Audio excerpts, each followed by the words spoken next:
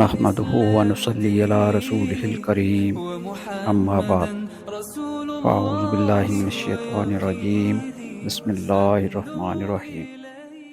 آج کی ویڈیو میں ہم ایک ایسی خاص دعا کے بارے میں جانیں گے جو صبح اور شام کے وقت پڑھنا سنت ہے۔ حضرت ابو ہریرہ رضی اللہ عنہ کی ایک خوبصورت روایت میں یہ دعا ہمیں سکھائی گئی ہے۔ یہ دعا ہمیں اپنی حفاظت کے لیے اللہ سے مدد طلب کرنے کی ایک خوبصورت صورت بتاتی ہے۔ یہ دعا نہ صرف ہمیں شیطان کی شرارتوں سے محفوظ رکھتی ہے بلکہ ہمیں اپنے نفس کی کمزوریوں سے بھی بچاتی ہے، اس لیے اسے صبح، شام اور سونے سے پہلے پڑھنا سنت ہے۔ حضرت ابو ہریرہ رضی اللہ عنہ سے روایت ہے کہ سیدنا ابو بکر صدیق رضی اللہ عنہ نے رسول اللہ صلی اللہ علیہ وسلم سے گزارش کی، اے اللہ کے رسول، مجھے کوئی کلمات ارشاد فرمائیں جو میں صبح اور شام کے وقت پڑھا کروں۔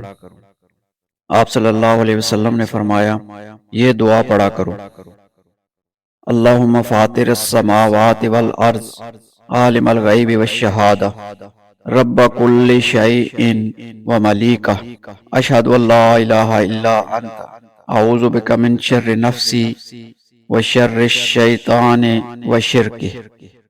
اے اللہ، آسمانوں اور زمین کے پیدا کرنے والے، پوشیدہ اور ظاہر کے جاننے والے، ہر شے کے پالنے والے اور مالک، میں گواہی دیتا ہوں کہ تیرے سوا کوئی معبود نہیں۔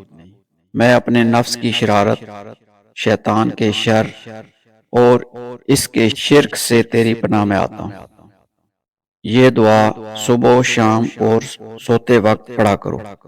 سنن ابی داؤد حدیث نمبر 5067۔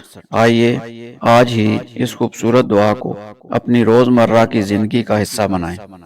اللہ ہمیں ان دعاؤں کو پڑھنے کی توفیق عطا فرمائے اور ہمیں شیطان اور اپنے نفس کے شر سے محفوظ رکھے، آمین۔ اللہ حافظ۔ اللہ تعالی ہمیں دین کی صحیح سمجھ عطا فرمائے اور عمل کی توفیق دے، آمین۔ وآخر دعوانا ان الحمد للہ رب العالمین۔